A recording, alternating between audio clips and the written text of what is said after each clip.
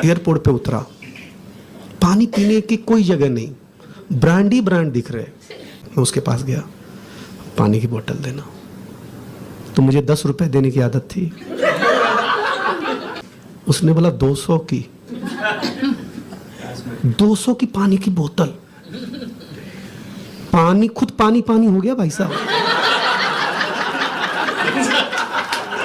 उज्ज्वला योजना, ये योजना, वो योजना, कोई योजना मत चलाओ मोदी जी, खाली एक योजना चलाओ, फ्री में घर में ब्यूटी पार्लर खुलवाओ।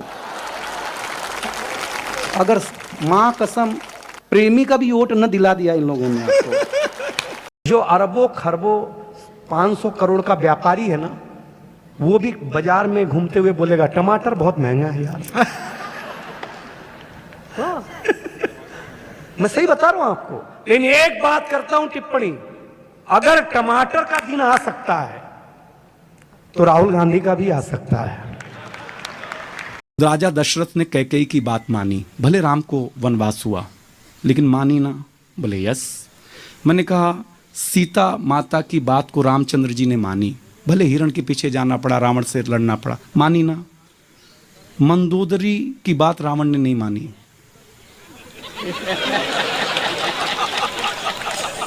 मरना भी बड़ा, आज तक जलना पड़ता है भाई साहब। तो मेरा पतियों से निवेदन है कि बुद्धि मत लगाओ, जो कहें तुरंत मान लिया करो, कोई तनाव पालो ही मत, नहीं तो जन्म भर जलोगे और मरोगे भाई साहब। मैं सच बताता हूं, भगवान के बाद एक पत्नी है जिसकी लाठी में आवाज नहीं होती।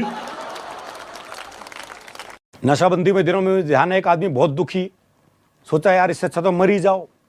पहुंच गया एक नाले के किनारे, हरियाणा में नदी वदी तो है नहीं, नाले में ही डूब मरा आदमी। तो वहीं उसे एक बोतल दिखाई दे गई, उसमें एक आध घूंट बच रही थी। उसे सोचा यार मरने से पहले ये एक आध घूंट ही बच। तो जैसे ही उसने बोतल खोल ली तो उसमें से एक जिन निकल आया। बोले क्या चाहिए? बोला यार बहुत परेशान हूं, एक दारू की बोतल दे दे। उसने दारू की बोतल दे दी जिन ने। बोले इस बोतल की खासियत ये है कि ये कभी खत्म नहीं होगी, कभी टूटेगी नहीं। ओ तो उसने बोतल खोली, घटाघट पी ली। बोले एक बार और मांग ले। बोले और कुछ नहीं चाहिए, ऐसी एक बोतल और दे दे। सर्दियों के दिन वो एक की पत्नी मर गई तो उसने चित्रकार को बुलाया, बोले मेरी पत्नी का एक बढ़िया सा चित्र बना दे। बोले जी ऐसा चित्र बनाऊंगा चित्र बोल उठेगा। बोले फिर रहने दे। तो हमारी अंग्रेजी ऐसी है। दरअसल क्या है, हमारे यहाँ तो पढ़े नहीं पढ़े वो बराबर ही है मामला, और नहीं पढ़े तो भी कम नहीं है वो। अच्छा। वो एक तो कभी स्कूल गया ही नहीं, उसका काम था दिन भर गाय भैंस का गोबर इकट्ठा करना और छत पे उपले थापना गोश्त से। जी, उपले उपले समझते हो ना? हाँ। जब गोबर सुखाते हैं उसका ईंधन बनता है, जो चूल्हे में डालते हैं, उससे ग्रामीण भाषा में उपले कहा जाता है। और ग्रामीण में गोश्त से कहा जाए जी। गोबर, गोबर तो ये बैठा है। आप हंसाने की जगह गुस्सा कर देंगे। क्या करूं भैया, अब जाकर अगला हंस नहीं रहा तो मैं क्या करूं बताओ। ये गोबर ईंधन बनकर तुम में आग भी लगा सकता है। आगे हाँ। बोलो। उसका काम था दिन भर गाय भैंस का गोबर इकट्ठा करना, छत पे उपले थापना। बड़ा हुआ तो लड़की वाले रिश्ते के लिए आए, तो लड़की के बाप ने लड़के के बाप से एक सामान्य सा सवाल कर दिया। बोले जी लड़का कितना पढ़ा लिखा है? बोले तुम पढ़े लिखे की बात कर रहे हो, उसके ऑटोग्राफ छत पे सूख रहे हैं। ऑटोग्राफ। मैं पत्नी के साथ सो रहा था तो अब बाहर से अचानक बहुत ज्यादा शोर सुनाई दिया।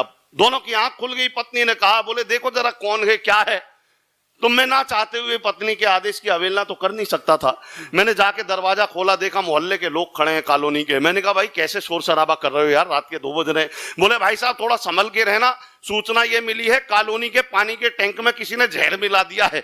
मैंने उनकी सूचना सुनी, वापिस आया। पत्नी ने पूछा कौन था? मैंने कहा शराबी आदमी वैसे ही हल्ला कर रहे हैं, तू तो पानी पी के चुपचाप सो जा।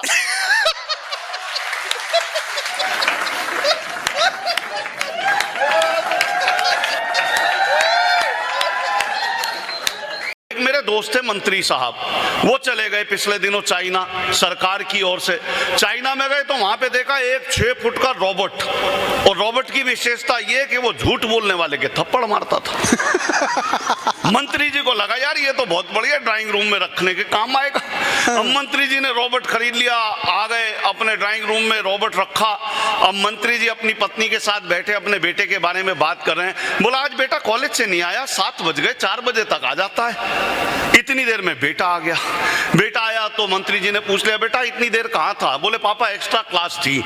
इतना सुनते ही रॉबर्ट के कान जागृत हो गए। वो उठा, उसने मंत्री जी के बेटे के एक थप्पड़ मारा, क्योंकि झूठ बोलने वाले का मारता था।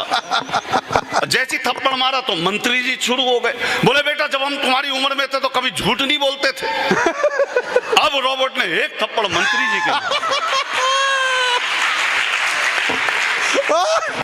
एक नेता ने एक गधे से पूछा, कहते हुए श्रीमान आप हिंदू हैं कि मुसलमान?